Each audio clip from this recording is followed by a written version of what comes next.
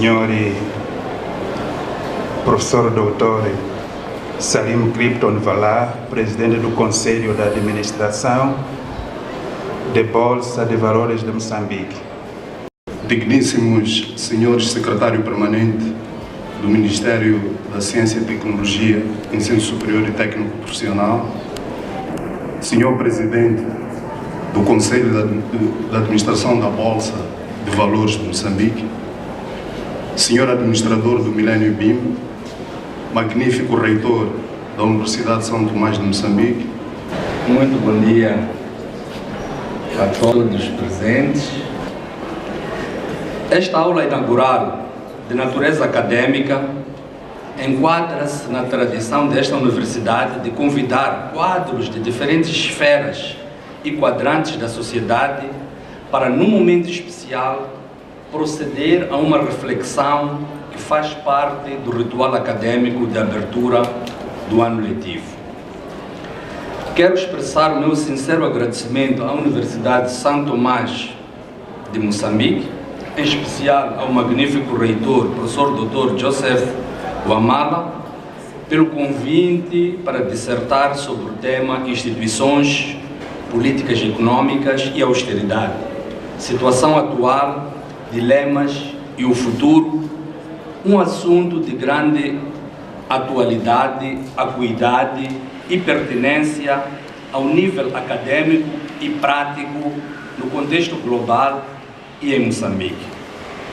Saiba, grande família da Universidade de São Tomás de Moçambique, que me distinguiram sobremaneira com este convite, pois entendo que poderiam ter convidado acadêmicos e especialistas renomeados que com mais competência e autoridade intelectual poderiam abordar este assunto, trazendo novas leituras sobre a temática. Essa é a razão para o meu agradecimento muito especial ao magnífico reitor desta universidade. Queria aproveitar a oportunidade também para agradecer o Dr. Hélio Guilis e o Dr. Amorim pelo apoio que me consideram na preparação e articulação com a universidade. Aceitei o repto porque acredito que uma sociedade também se constrói de ideias diferentes e um debate maduro e amadurecido pelo tempo, pela diversidade e pela investigação séria, mas que não seja dogmática nem constituída por verdades absolutas. A título de exemplo, há múltiplas facetas e alinhamentos teóricos que têm como campo de análise as dicotomias: políticas econômicas adotadas versus desenvolvimento econômico conseguido, crescimento versus desenvolvimento econômico, modelos de desenvolvimento econômico consistentes versus sua enxertia em qualquer realidade social, estratégias de industrialização versus estratégias de desenvolvimento agrário, exploração massiva de recursos naturais versus combate à pobreza, estratégias de desenvolvimento induzido versus boa governação, entre outras dicotomias. O processo implica a atuação de certas forças que operam durante um longo período de tempo e representam modificações em determinadas variáveis. Os detalhes do processo variam sob condições diversas do espaço e do tempo, mas, não obstante, há algumas características comuns, básicas, e o resultado geral do processo é o crescimento do produto nacional de uma economia. O processo de desenvolvimento econômico supõe ajustes institucionais, fiscais e jurídicos, incentivos para inovações, empreendedorismo e investimentos, assim como condições para um sistema eficiente de produção, circulação e distribuição de bens e serviços à população. Há 3 mensagens chaves que trazemos nesta intervenção. A primeira é que a liberdade de iniciativa e o talento individual são fundamentais para o desenvolvimento da sociedade, mas requerem um quadro institucional favorável que acolhe e estimule o empreendedorismo. Não obstante as instituições econômicas serem importantes na projeção da prosperidade futura, são a política e as instituições políticas a forjar e cristalizar as instituições econômicas que vão fermentar a prosperidade das nações. A segunda mensagem que trazemos aqui é que a globalização econômica e a crescente interdependência das nações requerem a formulação, implementação e monitoria de políticas econômicas que balanceiam as dimensões endógenas e exógenas, as perspectivas de curto e de longo prazo, os fatores de índole econômico e social, a promoção de exportações e ampliação do mercado interno, a atração de investimento estrangeiro e a promoção da poupança doméstica.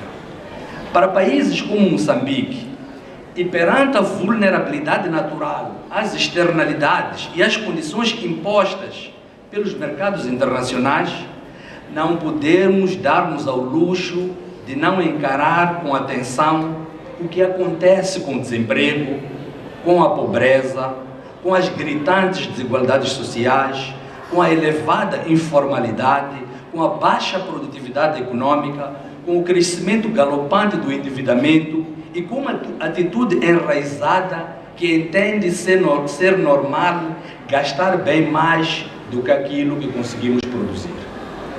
A terceira e última mensagem é que as medidas de austeridade resultam quase sempre dos desequilíbrios ou desencontros na gestão sensata, prudente e consistente de políticas econômicas e sociais e o desalinhamento entre as perspectivas e preocupações de curto prazo e imediatistas com a necessidade de estruturar processos virtuosos de longo prazo e sustentáveis. Para Norte, a chave do problema econômico não está no avanço tecnológico ou na acumulação de capital, está nas regras ou arranjos institucionais que estimulam ou inibem atividades nesse sentido. O que a literatura econômica atual considera causas do crescimento nada mais são do que consequências de uma dada matriz institucional específica. O segredo para atingir o crescimento está na construção de uma matriz que estimula a acumulação de capital físico, institucional e humano.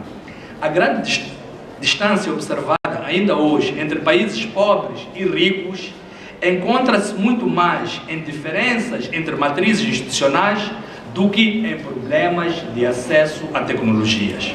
Sociedades pobres encontram-se nessa situação justamente por não terem desenvolvido uma base de regras, normas, leis e costumes capazes de estimular as atividades economicamente produtivas, especificamente a acumulação de capital, a inovação e o conhecimento. A proposição teórica de Norte de que as instituições estão na origem do processo de acumulação de capital e progresso tecnológico verifica-se na prática da história. Fazendo um paralelismo com a situação do nosso país, constata-se uma certa fragilidade das instituições públicas, privadas, civis e comunitárias, sobretudo ao nível de base. Na verdade, o reforço da capacidade institucional, tal como a reforma na administração pública, deve ser, de per si, um objetivo vital de governação. Caros membros da comunidade acadêmica, logo após a independência, a economia de Moçambique estava praticamente ligada ao modelo de gestão econômica colonial e a fuga de recursos humanos e financeiros para a metrópole e os países vizinhos deixou a nova liderança política fragilizada e com necessidade de iniciar um novo processo de reestruturação econômica do país. Foi assim que o país adotou, a partir de 75, medidas econômicas tais como as nacionalizações, a socialização do campo, a adoção do Plano Estatal Central, do Plano Prospectivo Indicativo, dentre outras iniciativas. A estratégia de desenvolvimento formulada para inverter a tendência prevalecente foi a aposta numa economia centralmente planificada.